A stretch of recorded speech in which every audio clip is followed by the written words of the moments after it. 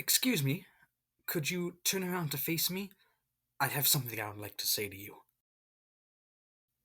Oh, you don't have to scream. I don't mean you any harm. You're safe with me. I know what it looks like. Well, I know what I look like. It's not every day you see an angel, right? For humans like you, anyway. Look at these wings. I really am an angel. Well, I know my wings are stained black. I can understand why that would seem alarming. But I really am an angel. You told me yourself, remember? You called me an angel.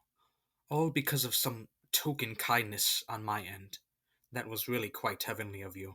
Of course, I was in the form of a human at that time. I take that form from time to time. It's just so hard feeling like an angel, you know? Nothing's ever good enough. No prayer is pious enough. No charity is generous enough. No love is deep enough. So it's impossible to really feel like an angel. At least, I never really felt like one.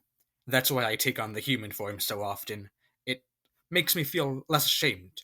When I pretend to be human, it makes me feel like less of a failure of an angel. And there's a lot to make me feel like a failure of an angel. I would always stutter when saying my prayers. I'd always forget the exact wording or mispronounce them. I don't know how normal I sound to you, but I actually have a bit of an accent in the language of the angels. The other angels laugh at me at best, hit me at worst. Often they would get angry at me. They would yell. They would shout. I would cover my ears, but I could still hear them. The bleeding of my ears upon my hands, reminding me that everyone knows what a screw up I am. But not you. You don't think I'm a screw up. You called me an angel. I even disagreed, but you insisted I was an angel. Again and again I disagreed, and again you insisted that I was an angel. Me, a real angel. You're a bit of an angel yourself. You should tell me how you're hiding your wings. I'd love to hide mine. But not only did you call me an angel, which I love by the way, please do it more.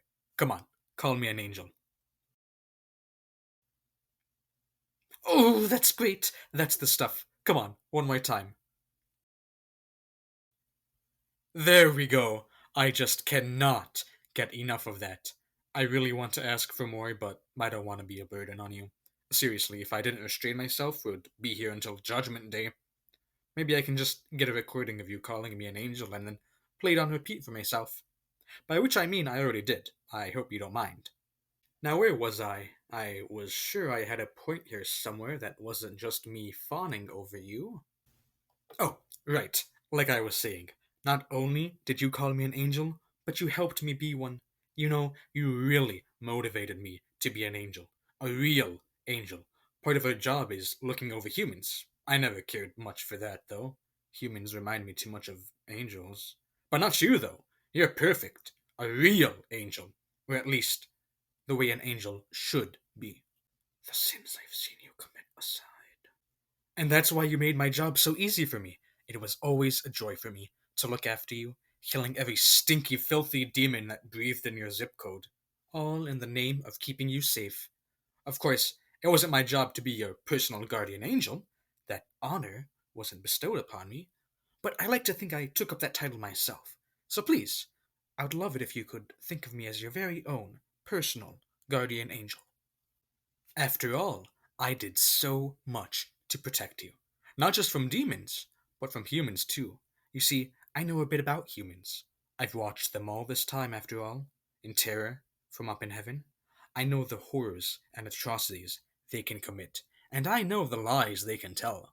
Worst of all to me is when they tell you they love you, which is why I wanted to protect you from such lying humans, to spare you the venom spewing from their lips. And that mission started in heaven. You see, there's this angel. He has these arrows with the names of humans on them. When he shoots a human, they fall in love with the human of the name on the arrow. I'm using the term in love very liberally here, because you know how superficial human love can be. I believe you might know this angel as Cupid. Anyway, his job is to make humans fall in love.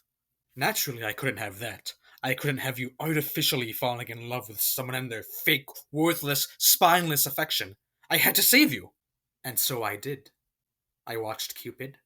I watched and watched for hours, then days, then weeks, until finally he stepped away from his quiver. Who's the failure of an angel now, huh? I ran to the quiver. I never knew for sure angels had hearts until mine was pounding at my chest as it was then.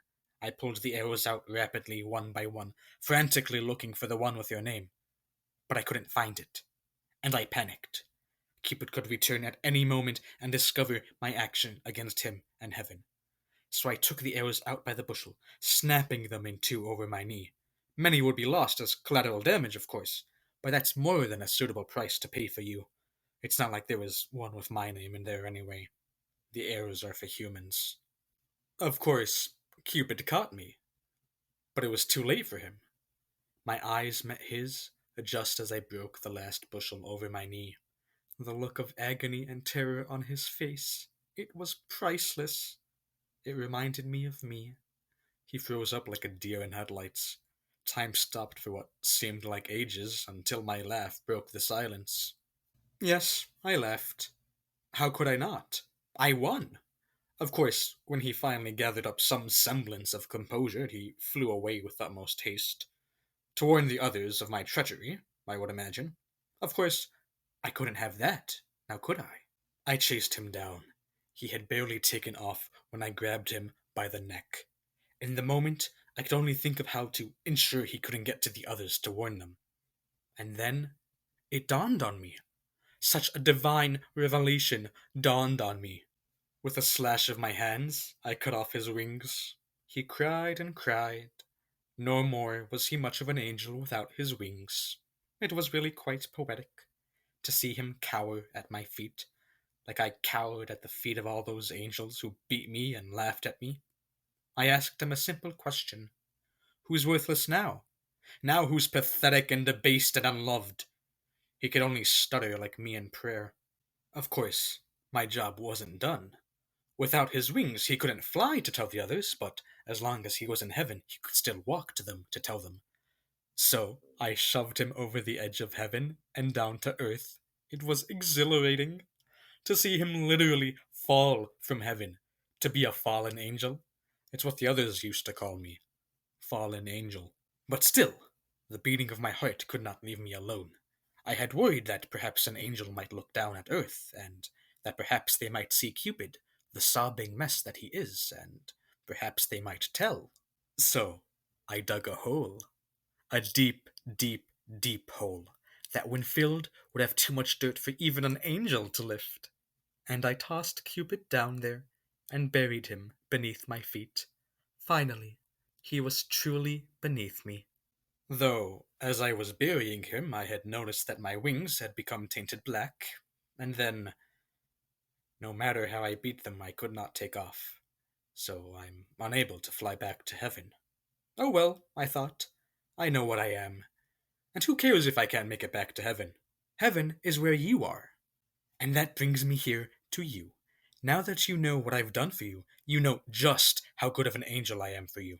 I am your one and only personal guardian angel, utterly devoted by nothing. No one protects you like me. No one cares for you like me. No one will truly love you like I do. Especially not any human.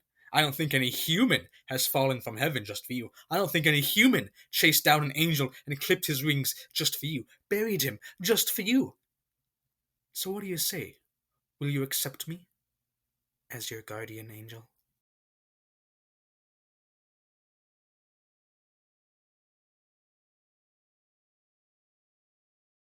I was flirting with the idea of changing my profile picture, and I made this abomination in the top left. I do like the scribble, though.